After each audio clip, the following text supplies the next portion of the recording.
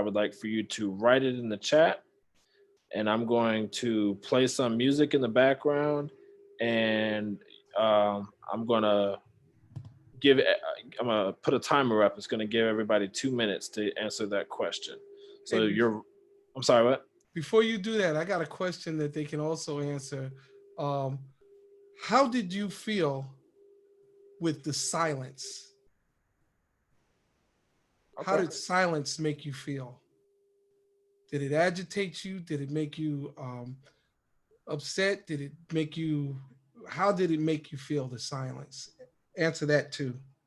Okay. Cool. There's this idea that in portraiture, the photographer's job to Sorry, I gotta add up.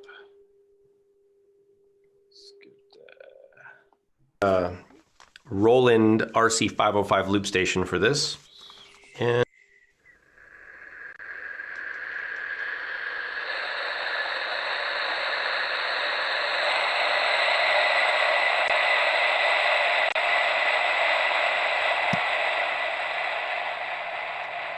Good, good. We've got one answer.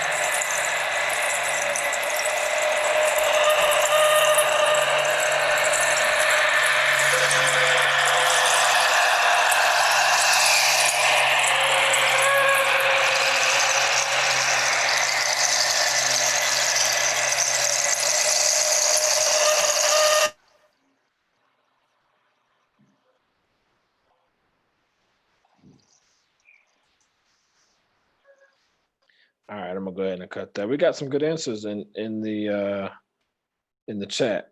So I've got the sound of nature or the sounds happening around you. That was an answer to the soundscape question. And soundscape is a combination of different sounds. So yeah, so good, good. We're starting to understand what a soundscape. So definitely the natural sounds within a given area, the combination of all those sounds. All right. So specifically the combination of all those sounds within that given area. So give me a second. I'll go and get my slideshow back up. I also wanted to add to that. The silence is you also used in sales and in movies to create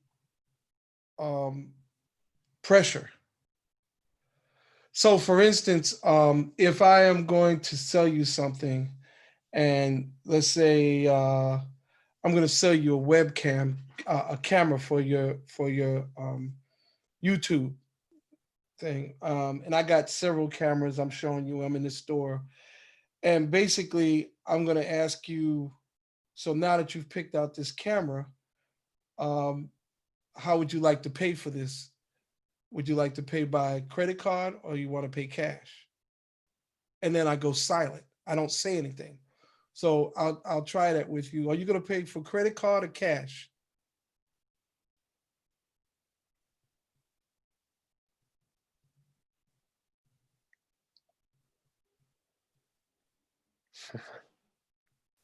See, and at that point, it can feel, if you're in sales, it can feel like a million years because the first person that speaks loses.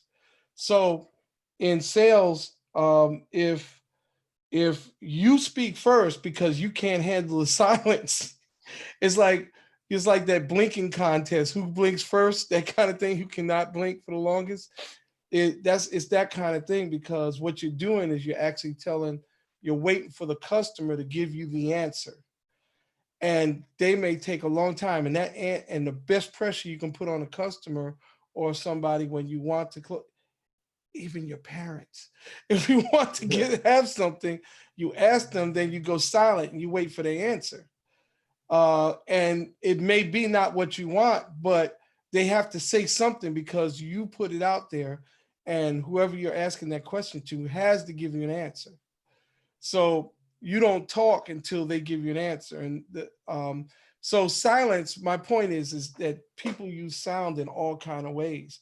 So like if I'm talking to you and I'm selling or I'm doing whatever I'm doing and then I go silent, usually your question is, why isn't he saying anything? Did I miss something that he said? Is he waiting for an answer from me? Did I go to sleep? Anything, because silence is very interesting. It can be used in a lot of different ways. I've heard people describe music as the silence between the notes. Not the actual notes that are being played, but the silence between the notes is what really makes music. That's up for your interpretation, but you heard it first at KRE8ivU. But that's one of the things that I just wanted to bring out, that silence is used in a lot of things. And in horror movies, if you'll hear them build up and then it's silence, and something getting ready to happen. Right? You just know something's getting ready to happen because there's silence there. So you're waiting for something to go bang or something boom, something bump in the dark or something. So it's always used, like the music will stop, and that creates that last bit of tension. So sound, when you're listening to sound and soundscapes, it can be used in so many different ways. So I go back to you, Jordan. So yeah, the answers to that question were good. How did the silence make you feel? Naomi put that the silence made her feel calm, and Zaya said that the silence was peaceful and it made her do some thinking. So continuing with defining what a soundscape is, soundscapes define communities. So off gate right there, I just want to pause and know that we can define a community by the way it sounds. So soundscapes define communities, their boundaries, their actors, their geographic intricacies and industries. They arise through the interactions between external and internal forces within a community. The things that make soundscape of a place different from any other place in the world are sound marks. The sound mark of your home may be a small fountain bubbling away in the corner of your living room, or the tinkle of a wind chime in your backyard. You like these sounds because they make you feel a certain way, and now they color everyone else's impression of the sonic environment of your personal space. So the soundscape is no different than the way you know that you are at home by looking around. The way you identify your home is probably by the color of your home, the way the driveway looks, where the trees and the grass and how tall the grass is, how big the yard is. Well, the same thing, we know where we are based off of the sounds that we hear. So if I were to, go around and get a soundscape in a place in North Carolina, there's a good chance I can probably hear a lot of animals. Or let's just say I'm in Greensboro. So in Greensboro, if I were to find some areas, just areas that sound, I probably hear a lot of animals. But if I was in downtown New York City or downtown Atlanta or downtown Miami, in that soundscape, I'm probably not going to hear a lot of animals. Or if I do hear animals, they're not going to be the same kind of animals that I would hear riding around in, middle of nowhere, North Carolina. So we have a few different careers that either utilize or create soundscapes. And the first one here, we have sound design. Sound design are the people that specifically, go individual sounds and create and modify sounds. Similar to what we've been doing in BandLab and Soundtrap, where we add compressors or add reverb or echo and all those things and change the frequencies of the tones. That's what they're doing with sounds and sound design. Film scoring, same thing. We have Foley artists. We've talked about Foley artists before. And as well, with soundscape specifically, you have acoustic ecologist and a soundscape ecologist. Now, I'd encourage you, you can go back at any time and go through these slides and watch any of these videos in your leisure, because they're very informative of each of the careers. But the one we're going to watch today in class is the acoustic ecology one.